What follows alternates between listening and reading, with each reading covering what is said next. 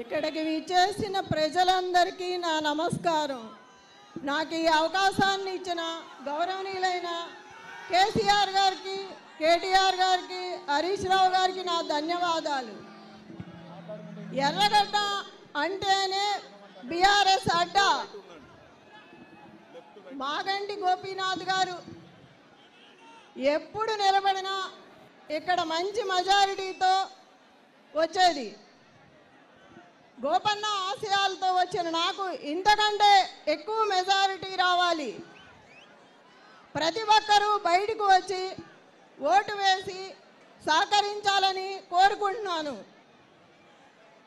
ఇక్కడికి వచ్చిన ప్రతి ఒక్కరి గుండెలో గోపన్న గుడి కట్టుకొని ఎంత అభిమానం నింపుకున్నాడో అర్థమవుతుంది.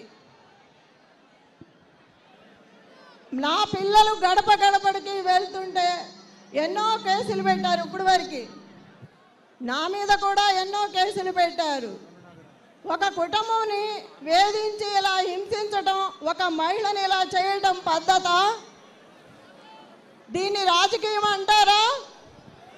ఒక మహిళని ఇలా చేయటం, ఎంతమందిని చూసి బాధతో ఏడిస్తే ఒక మహిళని దొంగ ఏడుపులు అంటారా? మీ గోపన్న ప్రతి ఇంటికి కష్టకాలంలో అండగా నిలబడ్డాడు.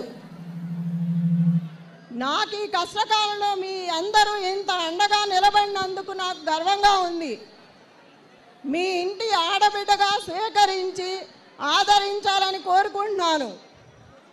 ఈ కష్ట సమయంలో పార్టీ అంతా నాకు అండగా ఉండి గౌరవనీయులైన కేసీఆర్ గారు, కేటీఆర్ అన్న మా కుటుంబాన్ని వాళ్ళ కుటుంబంతో సమానంగా చూసుకొని ఇంత ఆదరణ ఇచ్చి ఎక్కడి వరకు తీసుకొచ్చారు.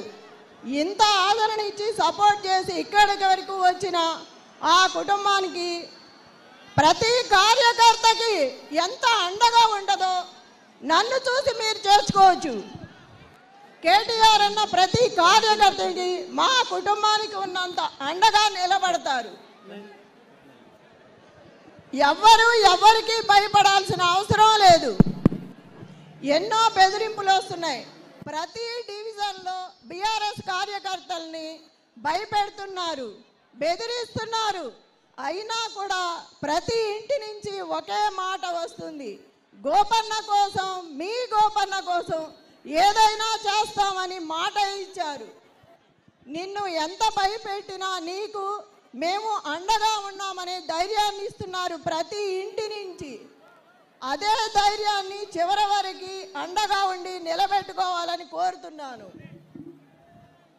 ఏ అర్ధరాత్రైనా అపరాత్రైనా ఒక్క ఫోన్ కాల్ చేస్తే ఈ సునీతమ్మ మీ ఇంటికి వచ్చి మీకు అండగా నిలబడుతుంది. మన అందరికీ పార్టీ అండగా ఉంది. మీకు నేనున్నాను, నా వెనుక కేటీఆర్ అన్న ఉన్నారు. అందరికీ అండగా నిలబడతారు. జై తెలంగాణ, జై కేసీఆర్, జై కేటీఆర్. జై తెలంగాణ.